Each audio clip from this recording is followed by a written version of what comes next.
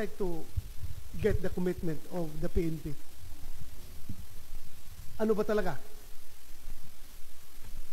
Are you willing to sacrifice the future of the children ng mga estudyante? Hindi sila makapag-aral dahil sa continued presence niyo dyan sa area? Sir, we are not preventing them. Ha? We are not preventing them to continue with their Yeah, daily you're not activities, preventing them, but kung ako ang estudyante, hindi ako papasok dyan na ganyan kadaming pulis. Hindi ako papasok dyan.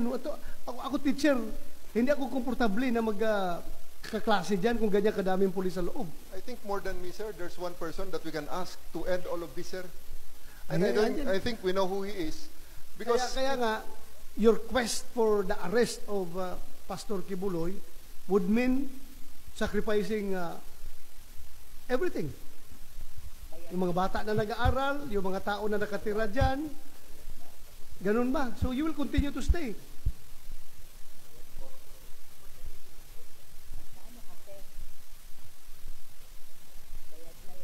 Hindi ba pwedeng bigyan nyo muna ng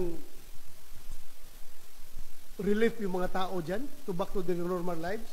Tapos kung meron na naman kayong positive info, go ahead. Go ahead. You arrest Pastor Kibuloy kung nandyan siya sa loob. Alam mo, Nick, the way I see it right now, however you defend your position, you are at the losing end. Nakikita ko. And I think, I am suggesting to you, kung talagang after 13 days of occupation of that compound, still, hindi nyo na-aresto si Pastor Kibuloy, I think, it's high time for you to make a tactical retreat. For the meantime, huwag mong gawin na rason na napasubo na kami dito, tuloy-tuluyan na namin ito, sir, dahil napasubo na kami. You're not saying that, but ako, pakiramdam ko, yan ang nangyari ngayon. Napasubo na kayo dyan kahit hindi nyo nakikita. Si Pastor Kibuloy, tuluyan na lang ninyo. Ayaw na ninyong umalis. Alam mo, it's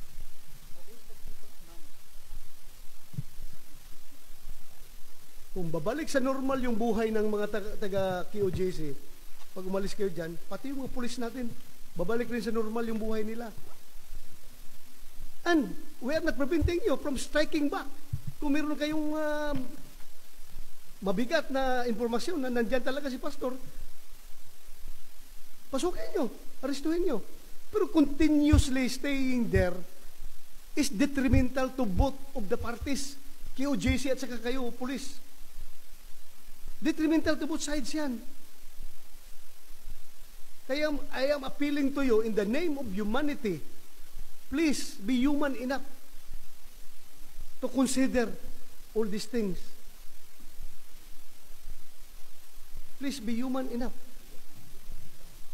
I cannot give you a direct order, although gustong-gusto ko talaga sabihan kayo na umalis na kayo dyan, but I cannot give you a direct order, otherwise it will be a legislative overreach. I'm not part of your chain of command. Hindi ko kayo pwedeng orderan dyan. But as part of our oversight function over you, we have all the reason in this world to give you our advice, our recommendation, how to do things properly in the name of humanity.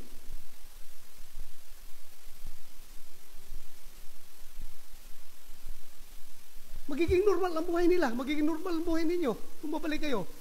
Then kung meron naman kayong impormasyon, go ahead. Nobody's stopping you. Pero yung ganyan tuloy-tuloy na lang kayo, I am running out of reasons to explain to the people why are these policemen are still there after how many days continuously occupying because gusto nilang kalkalin lahat ng lugar.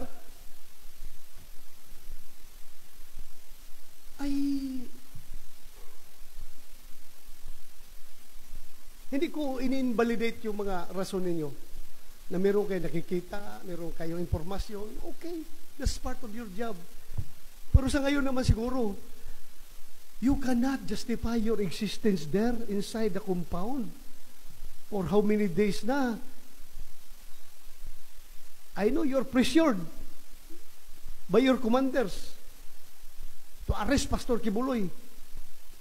They will not give you 3,000 people from other police regional offices. They will not support you with that gargantuan number of troops just to arrest one wanted person kung walang imprimatur yang galing sa taas. Napipressure kayo. But because of that pressure, napapasubo na kayo, nahiya na kayong umatras. I am giving you the advice. As early as now, you can make your tactical retreat, however you term that, strategic retreat, you can do that. Pero kung sabihin mo sa akin, General Torre, that you will still continue to stay there,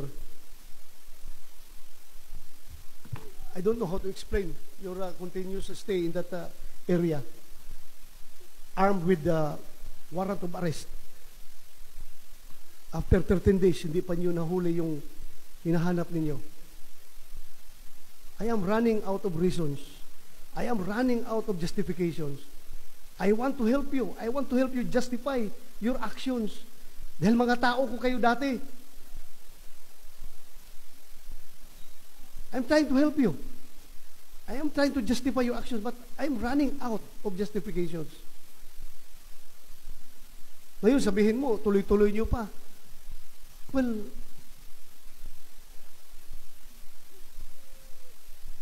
I don't know how to deal with this situation.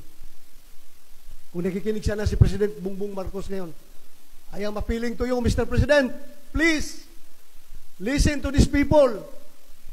Mr. President, sana ibalik mo ang buhay nito mga tao na ito to normal, not only to the KOJC members, but also to your policemen. Galing pa ito sa ibang region na ilang araw na dito, walang matinong higaan, walang matinong kain, walang matinong tulog, walang matinong ligo. I am appealing to you, Mr. President, please act on this. Huwag ninyo isara yung utak ninyo para mahuli lang si Pastor Kibuloy. You are willing to sacrifice everything. That's only an appeal. I hope you are listening.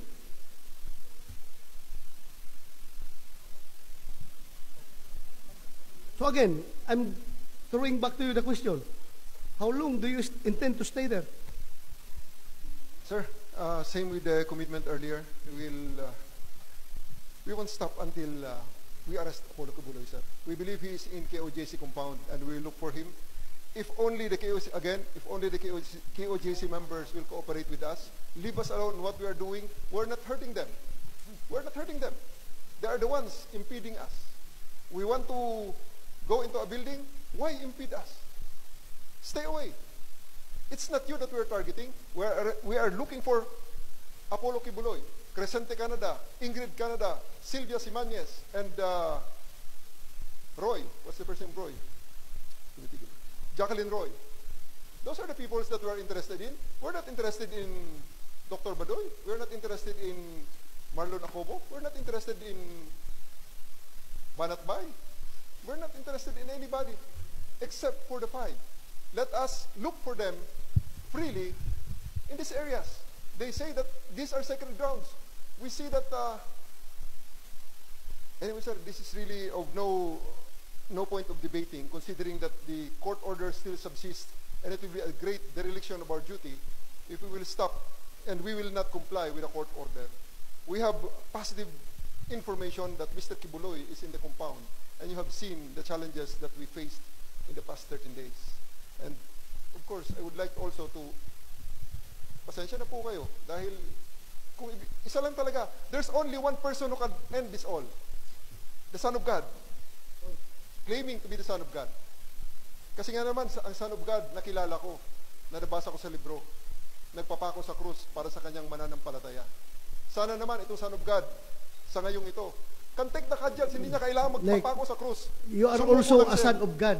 I am also a son of God. Yes, sir. Everyone here is a son of God. A daughter of God.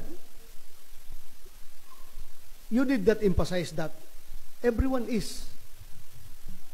Lahat tayo dito, anak ng Panginoon. Sir. And also, sir, may I take this chance? Okay.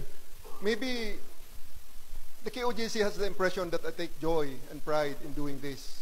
Pride maybe because I'm doing my job, but I don't take any joy in this. My children are harassed by KOJC. They know my house. They've been delivering vegan chicharon in my house in Marikina during the time that the SMNI franchise was revoked, and the reporters were turned to sellers and fundraisers of sacks and sacks of vegan chicharon. I've been buying from them. I've been supporting them. They're my friends. I don't take joy in this job, sir. It's just because I took the oath that I'm doing this to the end.